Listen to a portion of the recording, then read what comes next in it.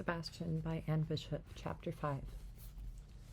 It swam beneath the sand, but only those with magic running in their veins would notice the rippling dark shadow that soured the land as it passed, and left behind a seductive lure to give in to the dark feelings the heart usually kept well hidden. All creatures responded to the dark and the light, but humans, with their agile minds, had always been the best prey, because it had been made to be their predator, which was what brought it back to the part of the Bone Lovers' landscape it had anchored to the place called the Den. Full of darkness, yes, but at the core there was light that made it greedy to devour, and made it shiver. The Den was filled with the same powerful resonance that had given ephemera the strength to resist reshaping more than a small anchored point in that other dark demon landscape. That would change. The incubi and succubi had become feeble creatures contaminated by the human prey. But the purebloods that had been caged in its landscapes were still powerful, still belonged to the dark. They would be real hunters. And once they reached the Den, their presence would change the den's resonance, would dim the light. As it rose to the surface, its massive form shrank, shifted. A moment later, a handsome, elegantly dressed man stood on the rust-colored sand. A moment after that, its scream of rage made even the Bone Lovers scurry away from feelings so dark and primal. Where an alley should have been, there was nothing but stone. Huge tumbled boulders blocked its path, even if it made the effort to scramble over them. It knew it would find nothing but stones. As it beat its fist on the stones, it felt that some powerful resonance at the core of this strange landscape. It felt that same powerful resonance at the core of this strange landscape. Panting, it braced, scraped, bloodied hands against the stones, and as it tried to crush the fear taking root inside it. The creatures called landscapers were so diminished they were no longer a threat, were no more than feeble barriers standing in the way of its desire to turn all of ephemera into dark landscapes full of terrors shaped from the heart's deepest fears. But the one who had touched this place, a true enemy, was still out there, somewhere.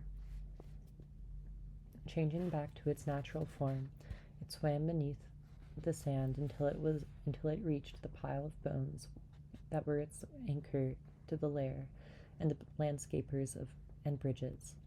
Its form shrank, shifted, grew 8 legs.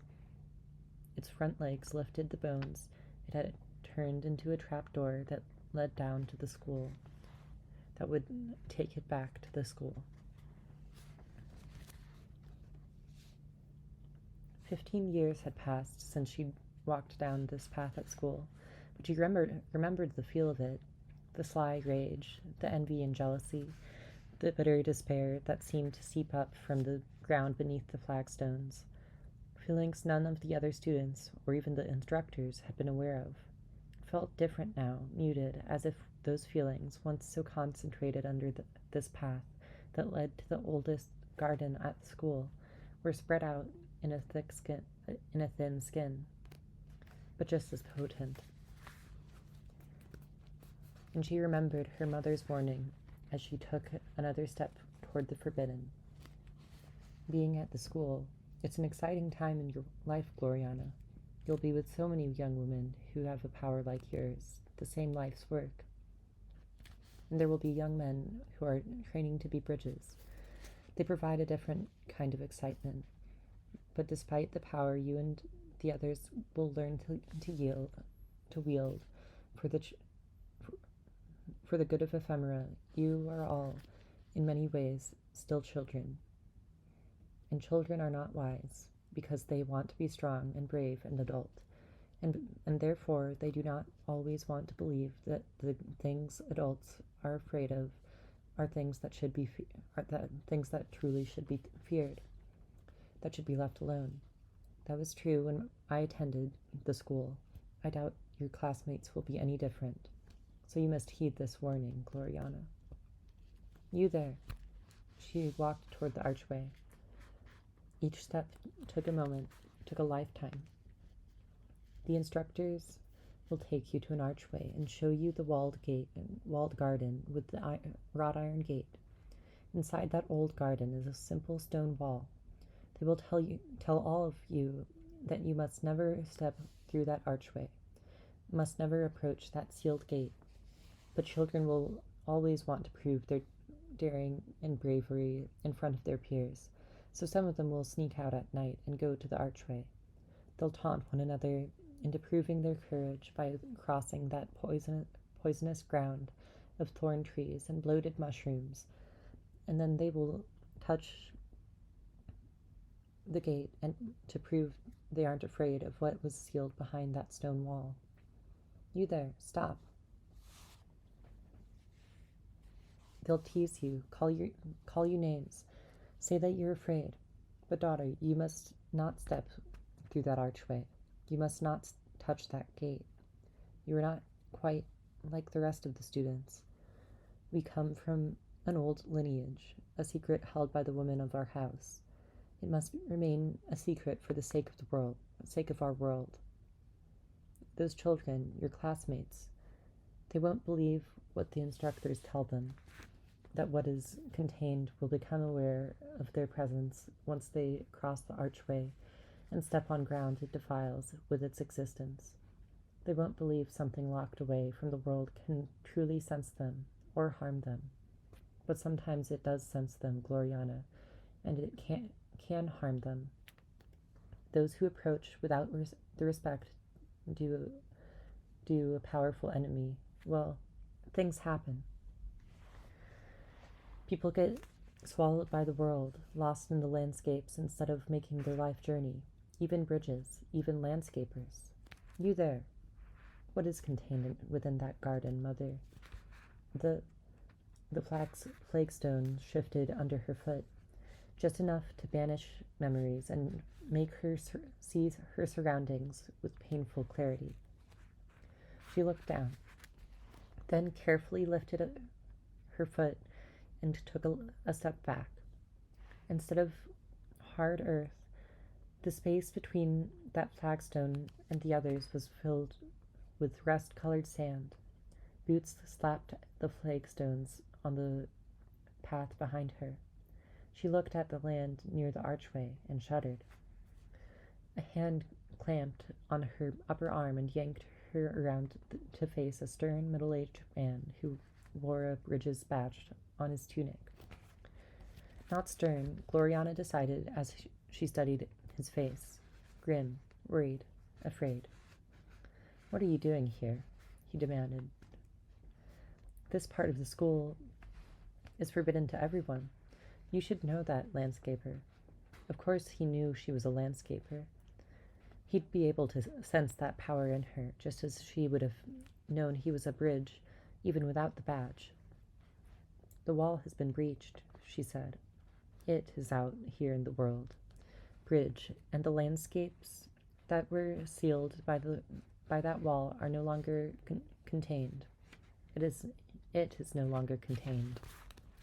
Nonsense. That wall has stood for centuries. The wall has been breached. She stabbed a finger in the direction of the archway. Look at the ground. If everything was as it should be, that shouldn't be possible. He looked where she pointed, and she felt him tremble. To the right, the path, growing in the shadow of the wall, the ground was speckled with young mushrooms.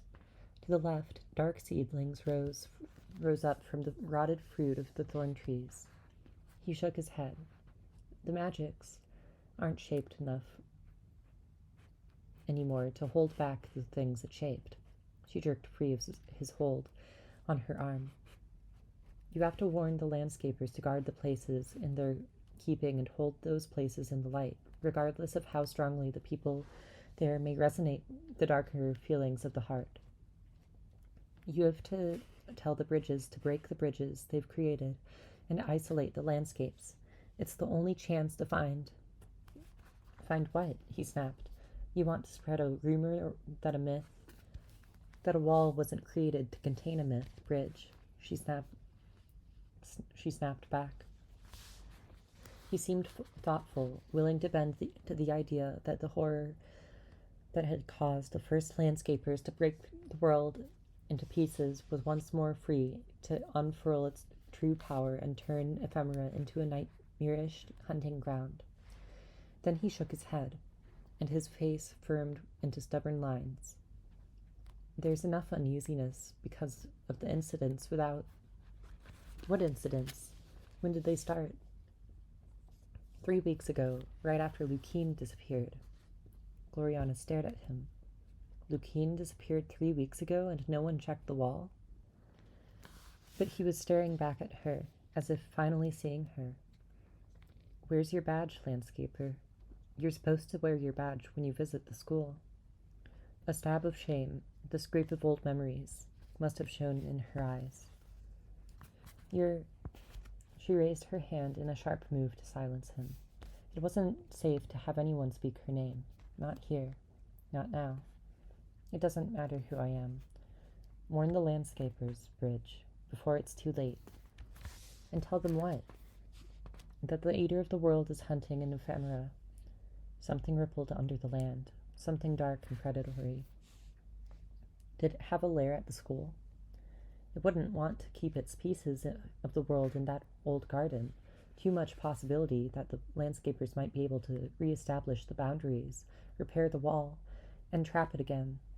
But because of ephemera's nature, this was the only place that would give it access to all of the landscapes. At least all of the landscapes that were anchored in the gardens at the school. The man facing her looked feverish, ill. Ugly emotions swam in his eyes, and weren't quite banished by his true nature. Get away from this path, away from that garden, she said, her voice low and urgent. Warn the landscapers. Another dark ripple. Closer this time. She had to get away from here. Now.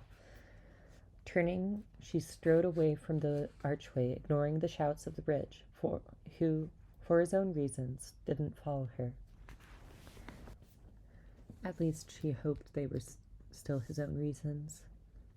Guardians and guides let the bridge turn away from that garden and give the landscapers her warning. Not that they'd believe a warning that came from Belladonna. She was a rogue, a threat to maintaining the landscapes that made up ephemera. She wouldn't be surprised if they decided she was the cause of the incidents. After all, an embittered landscaper who had somehow escaped the wizards' justice would want to cause mischief and harm to those who could achieve what she had not, status among her own kind and an acknowledged place in the world. They had condemned her because she had made a patchwork out of some of the dark places in the world and shaped them around the den of iniquity. Did any of them realize she had also made a patchwork of the most powerful places of light? Did any of them know she was a landscaper whose power resonated through sanctuary? She came to this circle of sand-colored bricks and walked toward the sundial at the center of the circle. The landscapers and wizards had wondered all these years how she had escaped from a magically sealed garden. This was part of the answer. Students were taught that their walled gardens were the anchor points to the school. Every connection they established with one of ephemera's landscapes was anchored within their individual gardens, so they could return to the school from any of those places without needing a bridge to cross over. The walled gardens were the landscapers' anchors to the school. Students never questioned that teaching. Neither did the instructors, since all of them had been students here as well. Having another anchor point between her garden and the classroom had seemed a practical way to give herself a little more time to work without having to run all the way back to the school building to be on time for her classes. She'd chosen the sundial as the second anchor point simply because she liked the look of it, the warmth of its stone, and because it was a daily reminder that dark and light were together in an eternal dance, and where there was one, the other also dwelled. That day, 15 years ago, when she'd discovered a solid stone wall where her garden's gate should have been, she'd assumed it was another part of the test. She might have spent weeks without realizing the meaning of that solid wall if the instructors had given her all of her books when they'd closed her in for the test. So she'd crossed the boundary between here and there, stepping from her garden to the sundial in the space of a heartbeat. But she hadn't gone back to her room at the student lodgings.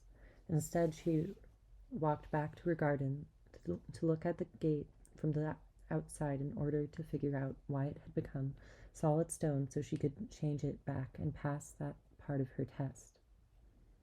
That was when she'd found the wizard's seal on the wrought iron gate and realized that the solid stone existed only for someone inside the garden.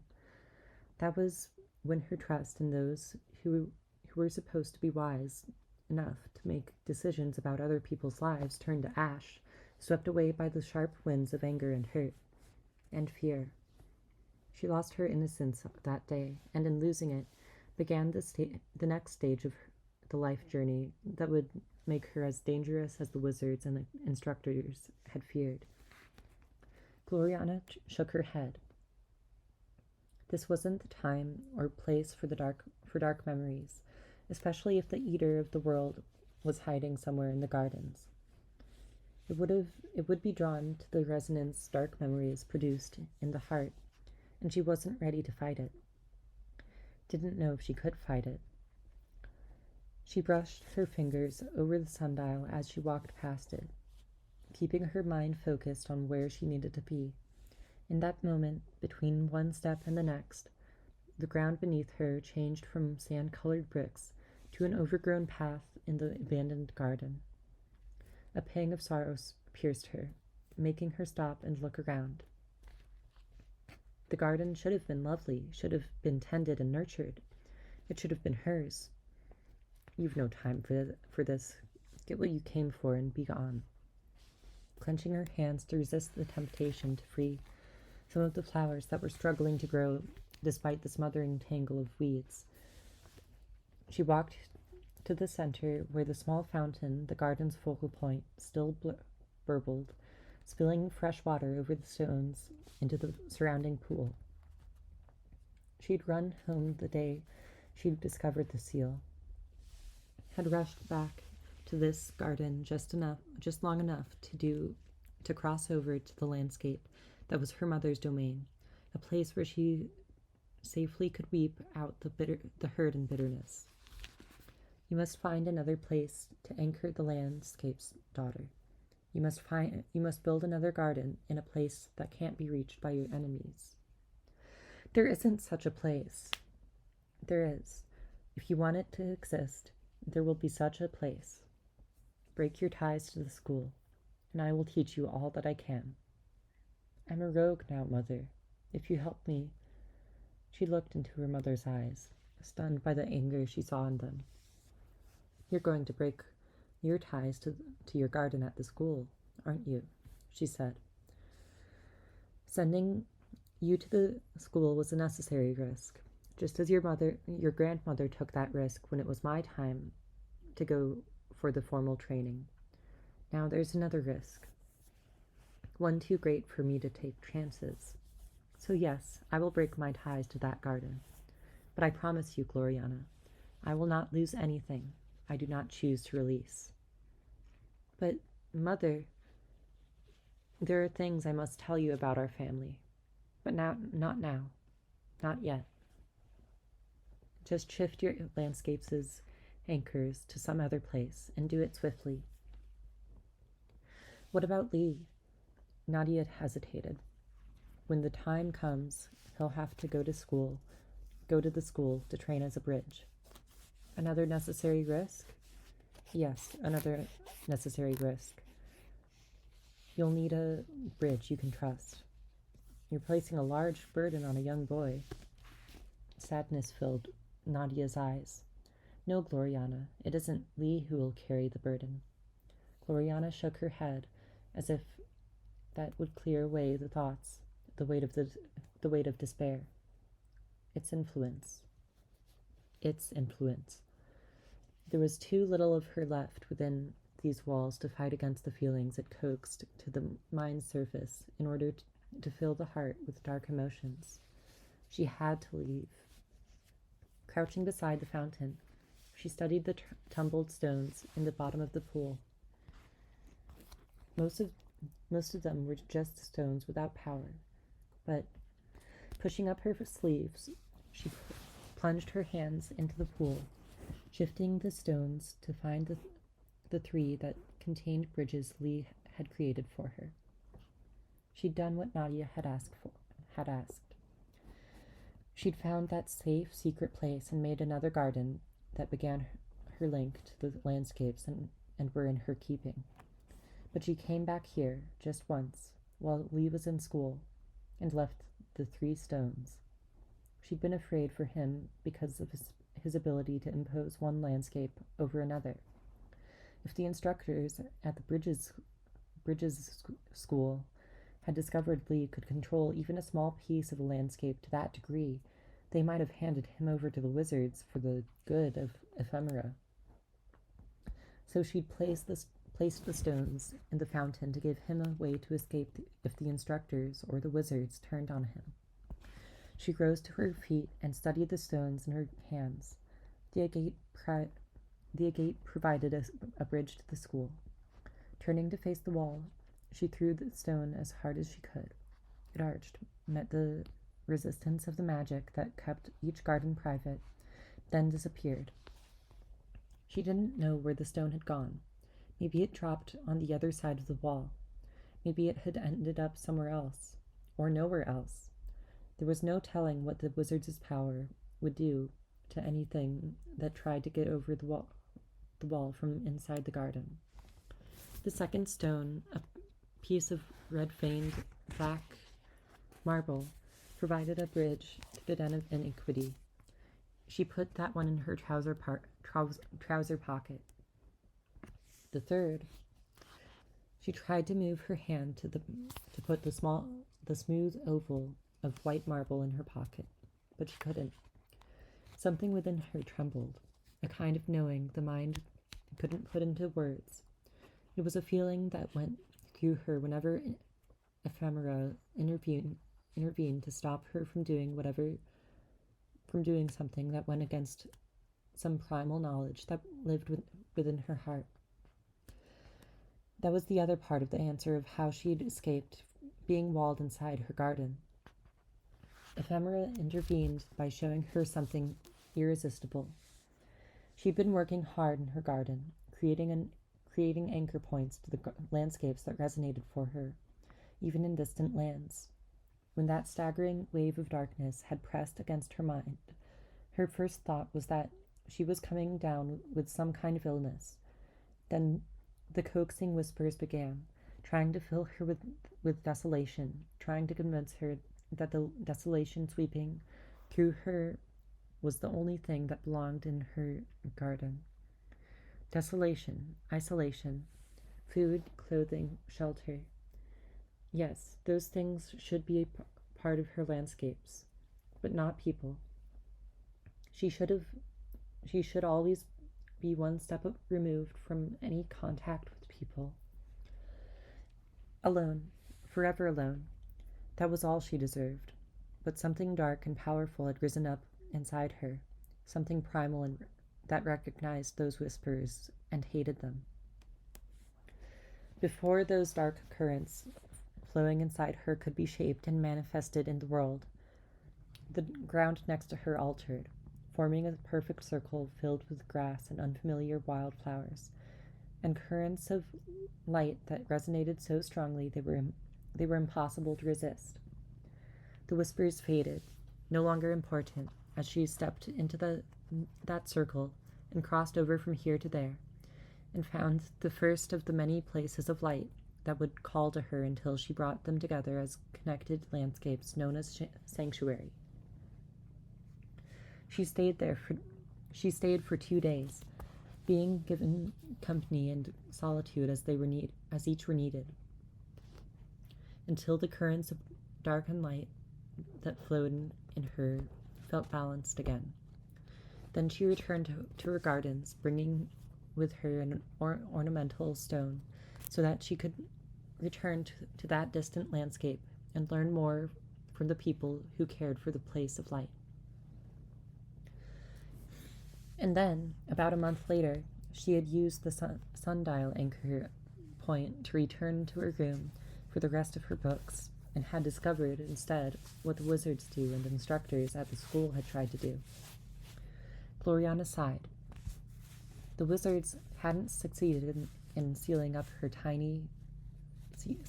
up in tiny, desolate landscapes. But more often than not, she did feel one step removed from other people, even when she walked among them. More often than not, she did feel alone. Get away from this place before it warps something inside you. You may have escaped them, but the resonance of what they tried to do still lingers here. She dropped the stone that provided a way to sanctuary back into the pool, then walked away from the fountain, her mind focused on the place she needed to be as she took the step between here and there. She had to go to Aurora, had to warn Nadia that the Eater of the World was once more hunting in ephemera.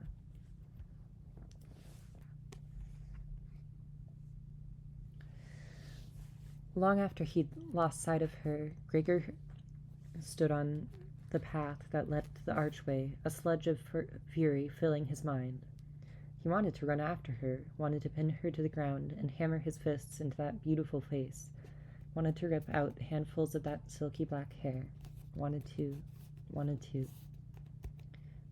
Vile creature, nothing but a vessel of power that was a perversion of the magic that provided some stability in their ever-changing world.